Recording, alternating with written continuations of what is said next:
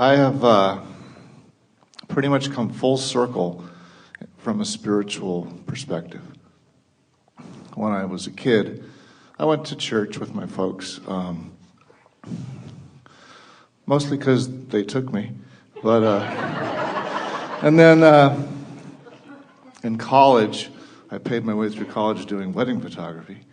And after seeing so many religions, it didn't make sense to me.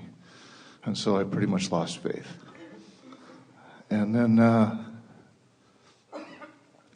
last summer, I found your book, one of your books, and I've been studying and integrating it with my life pretty much ever since. I kind of feel like in your introductory CD, when Jerry was telling Esther, or trying to tell Esther about Seth Speaks, and she thought it was kind of weird. She said, please don't bring that book into our house. Okay. And not in the bedroom where I sleep. And I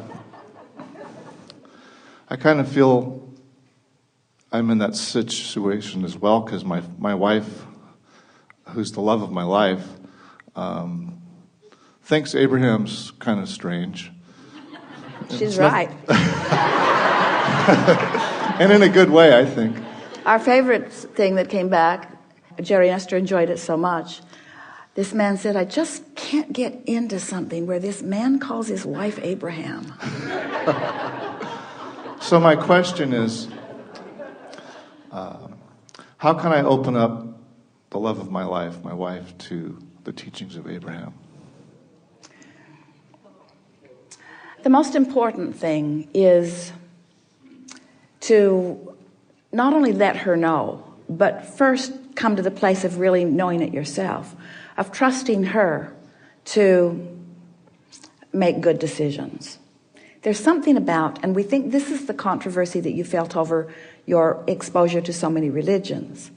There's this common thing that goes on in your human species that goes something like, I have now found the right way, which means you haven't.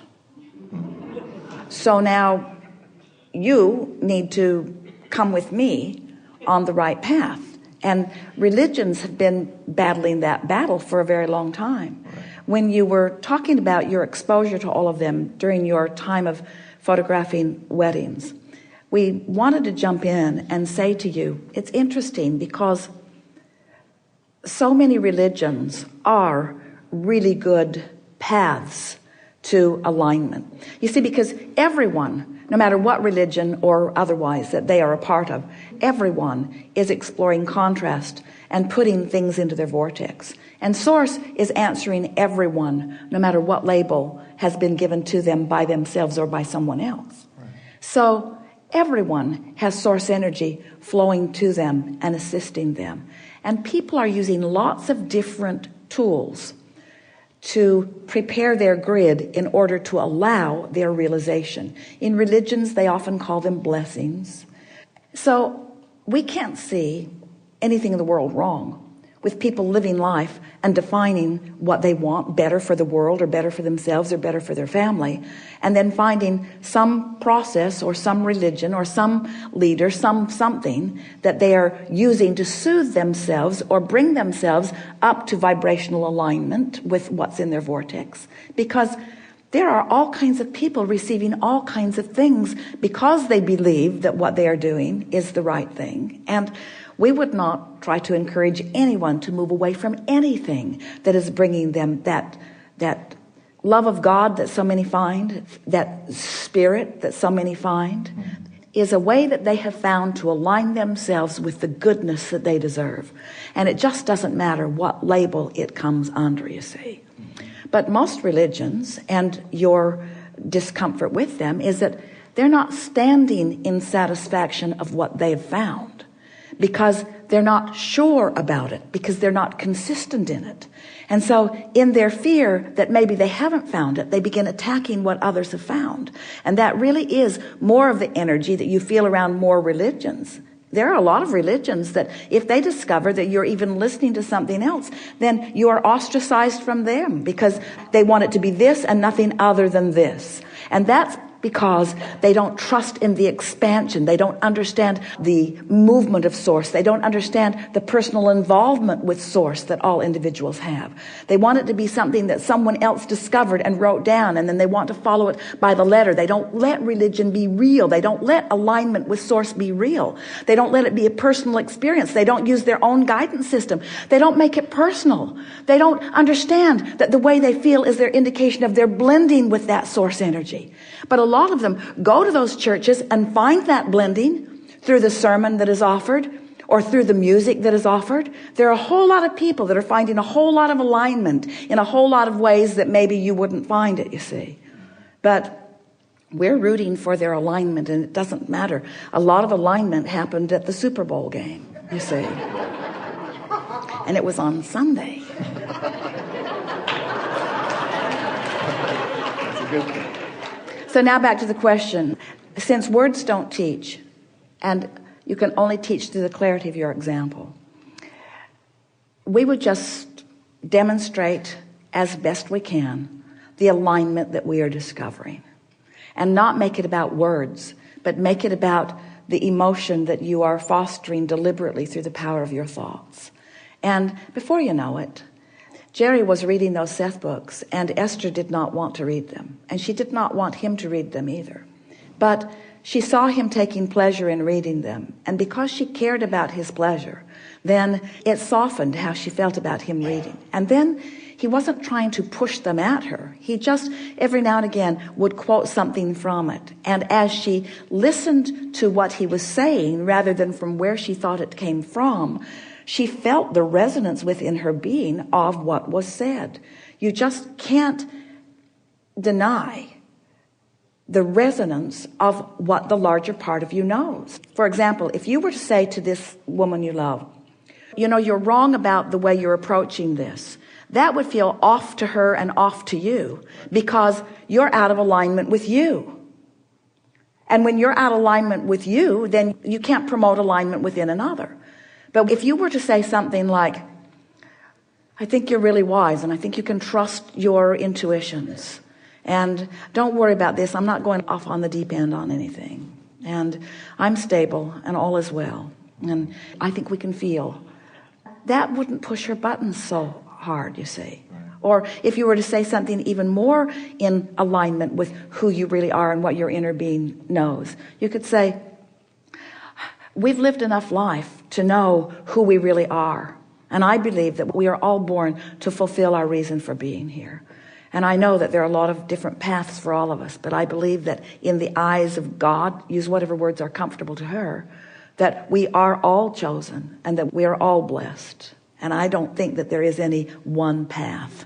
And I think it's a path that each of us must find. And I think it's a path that we must be open to every day. And that's all I'm saying here, say to her. I just want to be aware of my path. I don't want to take somebody else's word for it. I don't want to live some doctrine that has been written in other centuries by other people who were living in different times under different circumstances. I believe that our alignment and our access to that knowledge is alive and well now. I believe that I can offer a prayer in a request for a solution, and I believe that that solution can be given to me. I just have to be in the vibrational frequency that I can realize it, that I can receive it, you see. Esther has become a friend to many more religions than ever before, because when something is presented, Jerry was such an avid reader. And so every time he got his hands on anything, he would read it to Abraham and ask what we thought about it. And what they discovered is there is vibrational basis in every religion, you see. Not in the way it's practiced, not in the way it's used to separate people, not in the way it's used to say, I've got the right one and you've got the wrong one. There is nothing about any religion that is, or any person that is pushing forward some religion. There's nothing about that is in alignment, you see. But there is no religion that is identified as the one. And there is no work that will ever be the end. And what you are receiving from Abraham will not be the end of that which you will seek. And what is offered here is not the ending place for anyone. It's just the path along the way that gives you the opportunity to discover who you are. And the discovery of who you are will lead you to never-ending unfolding, because that is what eternity and eternalness is all about, you see.